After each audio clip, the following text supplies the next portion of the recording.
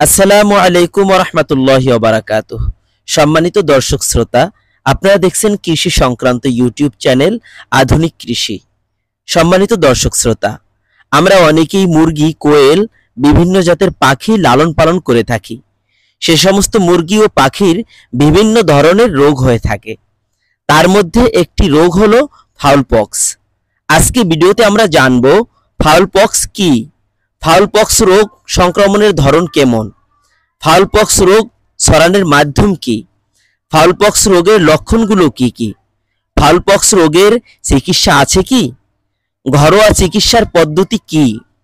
সর্বশেষে আমরা জানিয়ে দিব ফাউল পক্সে আক্রান্ত খামার আপনারা কিভাবে রক্ষা করবেন। তাই বলবো, ভিডিওটি না টেনে সম্পূর্ণ ভিডিওটি আমাদের সাথেই থাকুন।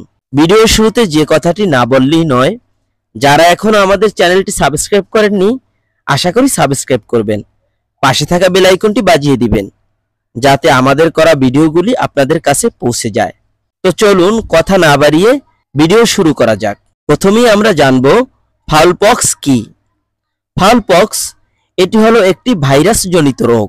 এটি প্রধানত মুরগি, কোয়েল, কবুতর, টার্কি ইত্যাদি পাখিকে আক্রান্ত করে থাকে। এটিকে গ্রাম্য ভাষায় গুটি বসন্তও বলা হয়ে থাকে। এখন আমরা জানব ফাউল পক্স বা গুটি বসন্তের ধরন সম্পর্কে। ফাউল পক্স দুই ধরনের হতে পারে। প্রথম ধরনকে বলা হয় ড্রাই ফর্ম, যা শরীরের খোলা অংশে দেখা যায়, যেমন চোখের চারপাশ, মুখ, পা, ঝুঁটি, দাড়িতে চামড়ায় গুটি পড়ে। দেখতে অনেকটা গুটি বসন্তের মতো। ধীরে ধীরে গুটি শুকিয়ে খসে পড়ে। দ্বিতীয় ধরন, যাকে ওয়েট ফর্ম বলা হয়, এটা মুখ, গলা বা খাদ্যনালীতে ঘা হয়। পাখি খেতে ও নিঃশ্বাস নিতে কষ্ট হয়। এটি বেশি বিপজ্জনক, কখনো কখনো মৃত্যুও ঘটায়। এখন আমরা জানব এই রোগ ছড়ানোর মাধ্যম। আক্রান্ত পাখির সংস্পর্শে এলে এ রোগ ছড়িয়ে পড়তে পারে। মশা, মাছি বা অন্যান্য পোকামাকড়ের মাধ্যমেও এ রোগ ছড়িয়ে পড়তে পারে। দূষিত খাবার বা পানির মাধ্যমেও এ রোগ ছড়িয়ে পড়তে পারে। ব্যবহৃত খেসা বা যন্ত্রপাতি এর মাধ্যমেও এ রোগ ছড়িয়ে পড়তে পারে। এখন আমরা জানব ফাউল পক্সের লক্ষণগুলো কি কি। ফাউল পক্সের লক্ষণগুলো হলো গুটি পড়া বা ঘা হওয়া, খাওয়া দাওয়া কমে যাওয়া, চোখ বা মুখে পানি পড়া, শ্বাসকষ্ট হওয়া, ডিমের উৎপাদন কমে যাওয়া। এই সিমটমগুলো যদি দেখা যায় তো বুঝবেন আপনার মুরগি বা আপনার পাখির ফাউল পক্স হয়েছে। এখন আমরা জানবো এই রোগ প্রতিরোধ করা যায় কি।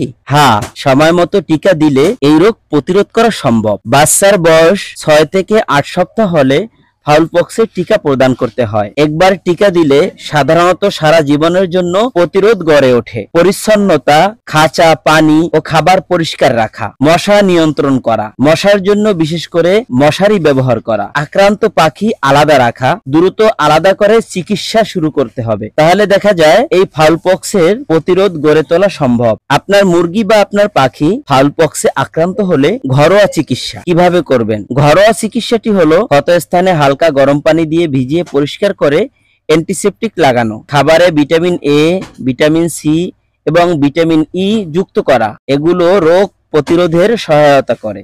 এখন আমরা জানবো কিভাবে একটি খামার রক্ষা করা যায়। নিয়মিত টিকা প্রদান, বায়োসিকিউরিটি মেনে চলা, নতুন পাখি খামারে আনার ক্ষেত্রে কোয়ারেন্টাইন করা, এগুলো যদি করতে পারেন তো আপনার খামার গুটি বসন্ত থেকে রক্ষা পাবে। ফাউল পক্স প্রতিরোধ করা সম্ভব যদি আমরা সময় মতো টিকা দেই, পরিষ্কার পরিচ্ছন্ন রাখি এবং বায়োসিকিউরিটি নিশ্চিত করি। আপনার খামার রক্ষা করতে হলে সচেতনতা খুব জরুরি। এজন্য বলবো, যারা সচেতন থাকে তাদের খামার বেঁচে থাকে। সম্মানিত দর্শক শ্রোতা, যারা ভিডিওটি গুরুত্ব সহকারে দেখলেন, আশা করি আপনাদের উপকারে আসবে। যারা এখনো আমাদের চ্যানেলটি সাবস্ক্রাইব করেননি, সাবস্ক্রাইব করবেন, পাশে থাকা বেল আইকনটি বাজিয়ে দিবেন। তো আজ এখানেই বিদায় নিচ্ছি। দেখা হবে আগামীতে অন্য কোনো ভিডিও নিয়ে। আল্লাহ হাফেজ।